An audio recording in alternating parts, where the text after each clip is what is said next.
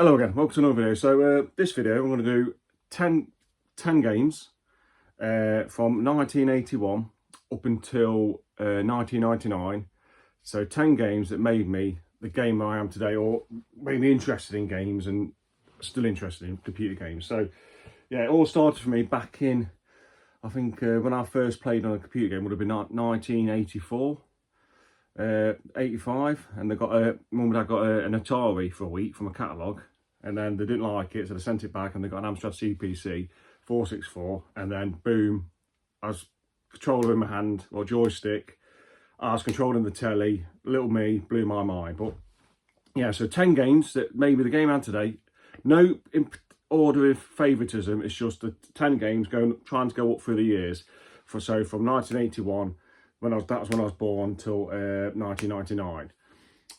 Right, so the first game I want to put what, you know, really made me a gamer, Dizzy. So I've got Treasure Island Dizzy here, because that's my favourite Dizzy game. So I've got a Spectrum version, and I've got the Amstrad version, but the Amstrad being the one I played back in the day, and my favourite version of Dizzy, Treasure Island Dizzy. So yeah, so that's my first kind of pick, Dizzy.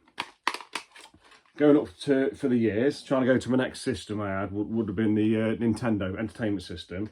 So the first game I would have seen or saw magazines, game shows, stuff like on telly, is I've got the double pack here, but it's Super Mario Brothers. So I would have saw that, the side scrolling, very smooth side scrolling at the time. Because what I was used to on the Amstrad was very jerky, or you go to the next screen, it'll load up the next screen. But this was so fluid, controlled with a controller, not a joystick. Another revolution in gaming. Yeah, so, but I'm going to lump that all together with these. So Mario 1, Mario 2, Mario 3, with Mario 3 being my favourite. It is my favourite Mario game, full stop, Mario Brothers 3. So Mario, yep. Number 3 pick, but it's not, I say, not an order of preference. This is number 3 pick, made me game I am today, DuckTales. Yeah, this game blew my mind. Watched the cartoon, wasn't madly into the cartoon, but the Capcom on this nailed it, didn't they? Absolutely fantastic game. I can remember getting it. I don't think it was expensive at the time, and yeah, I was hooked on it, and I still am hooked on it. It's a great game. I always go back to play this one.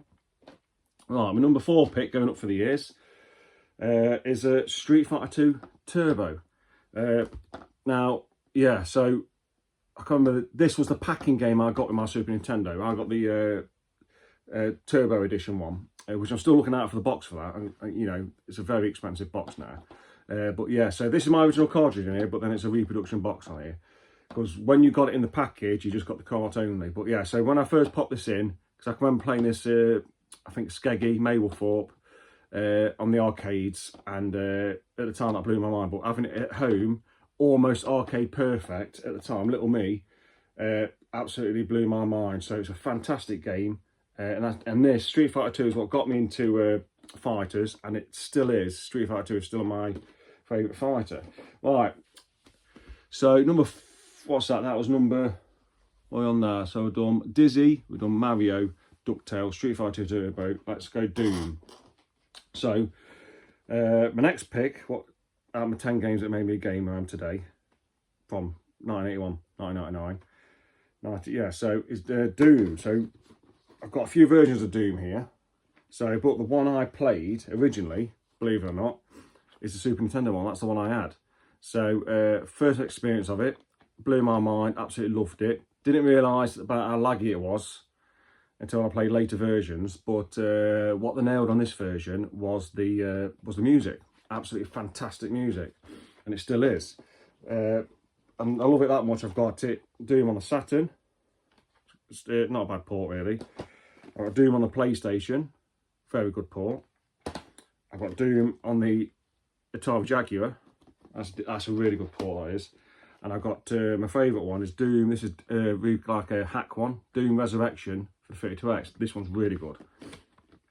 Right, so number 6 pick of the game you know, made me who I am today is Ocarina of Time. So yeah, so after the Super Nintendo, I had the Nintendo 64. And when I got this and played this, when would this have been? 97, would it? 97, 98, something like that. 98, I think. But yeah, so fantastic game. Story's great. And the music's fantastic. The control was great. The world at the time seemed massive.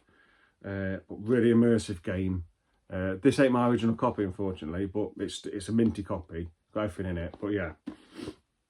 And then number 7 pick, the games that made me who I am today, or the game I am today, is a GoldenEye on the N64. I come on playing this first-person shooter. I think this is what really got me into properly the first-person shooters, because you had Wolfenstein, I think, which was really good. You had Doom, which was brilliant, but this really was 3D, wasn't it? And yeah, the weapons in it, the multiplayer.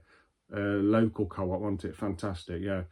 So this ain't my original copy, but it's a nice minty copy. But yeah, and that's one I always go back to and play on the N64.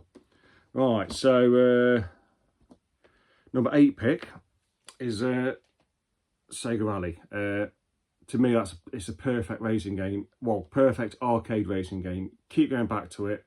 It's one I always play when I go put in my Saturn.